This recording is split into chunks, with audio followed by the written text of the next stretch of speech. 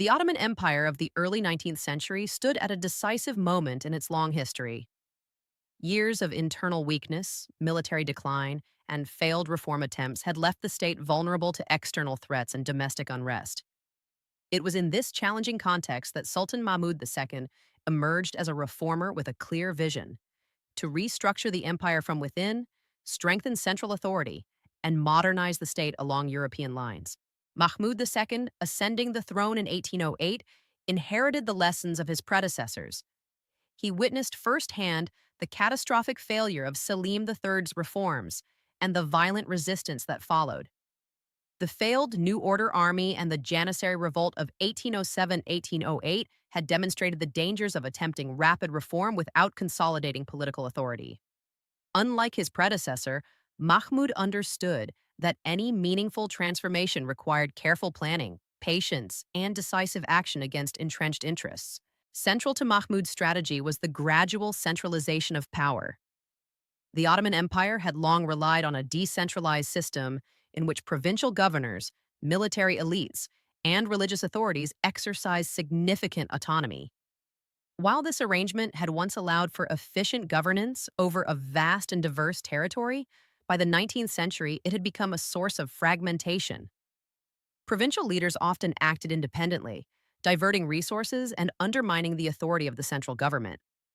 Mahmud recognized that restoring the power of the Sultan required bringing these actors under direct imperial control. Administrative reform was one of the first steps in this process. Mahmud restructured the bureaucracy, appointing officials based on loyalty and competence rather than local influence or inherited privilege. Standardized procedures were introduced for taxation, record keeping, and law enforcement. These reforms not only improved efficiency, but also reduced opportunities for corruption and abuse. By strengthening the administrative core of the empire, Mahmud laid the foundation for broader structural transformation. However, the most dramatic and historically significant reform of Mahmud II's reign was the elimination of the Janissary Corps in 1826, an event known as the Auspicious Incident. The Janissaries, once elite soldiers and defenders of the state, had long become a conservative and obstructive force. They resisted all attempts at modernization, manipulated politics for personal gain, and frequently intervened in succession disputes. Any effort to create a modern, disciplined army independent of Janissary control had previously ended in failure, most notably under Selim III. Mahmud approached the Janissary problem with caution, preparation, and strategic planning. Recognizing their power, he first introduced a new modern army, the Asakir-e-Mansur-i Muhammadiyah, trained along European lines and directly loyal to the Sultan. This force provided a credible alternative to the Janissaries and signaled the inevitability of change. By carefully building support among loyal troops and officials, Mahmud created the conditions necessary to confront the Janissaries without risking immediate civil war. When Mahmud moved decisively against the Janissaries in 1826, he did so with both military force and political strategy. The corps was summoned under false pretenses, then declared disbanded. When resistance erupted, loyal troops and artillery units quickly suppressed the revolt. Thousands of Janissaries were killed, imprisoned, or exiled, and their institutional privileges were abolished. This bold action removed the most formidable internal obstacle to reform and allowed Mahmud to implement structural changes with significantly reduced opposition. The elimination of the Janissaries had profound consequences for the Ottoman Empire. Militarily, it allowed for the creation of a professional, modern army trained in contemporary European tactics. Administratively, it sent a powerful message that entrenched privileges and obstruction would no longer dictate imperial policy. Politically, it reinforced the authority of the Sultan and centralized decision-making, reducing the influence of factions that had long challenged the throne. Beyond military and administrative reforms, Mahmud II pursued modernization across multiple domains. He reorganized provincial governance to strengthen central oversight, introduced new codes of law inspired by European models, and initiated fiscal reforms to stabilize revenue collection.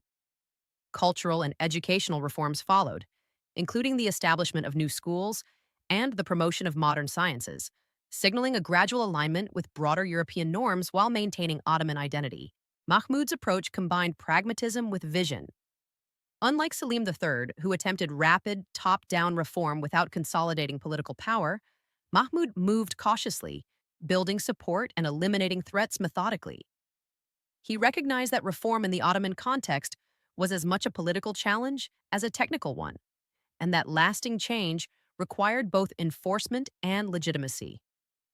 The success of Mahmud II's structural transformation provided a model for subsequent reforms throughout the 19th century. Later, sultans and statesmen built upon his foundations, pursuing military modernization, centralization of authority, and bureaucratic reform with greater confidence and institutional support. Mahmud's reign demonstrated that decisive leadership, careful planning, and strategic confrontation with obstructive interests could produce meaningful change, even in an empire burdened by centuries of inertia. At the same time, Mahmud's reforms were not without costs or controversy. The violent suppression of the Janissaries, while necessary for long-term transformation, resulted in significant bloodshed and provoked fear among other conservative factions. Economic pressures, administrative centralization, and changes in social hierarchy generated resistance in some regions. Nonetheless, the overall trajectory of his reforms strengthened the Ottoman state and allowed it to survive another century in a rapidly changing international environment. In historical perspective, Mahmud II's reign represents a turning point in the Ottoman Empire's evolution. He learned from past failures, acted decisively against entrenched opposition, and laid the groundwork for a modernized, centralized state. The structural transformations he implemented, centralized administration, a modern military, and reduced factional influence, reshaped the empire's internal dynamics and provided the tools necessary to navigate the challenges of the 19th century. Mahmud II's success underscores a broader lesson in statecraft. Reform requires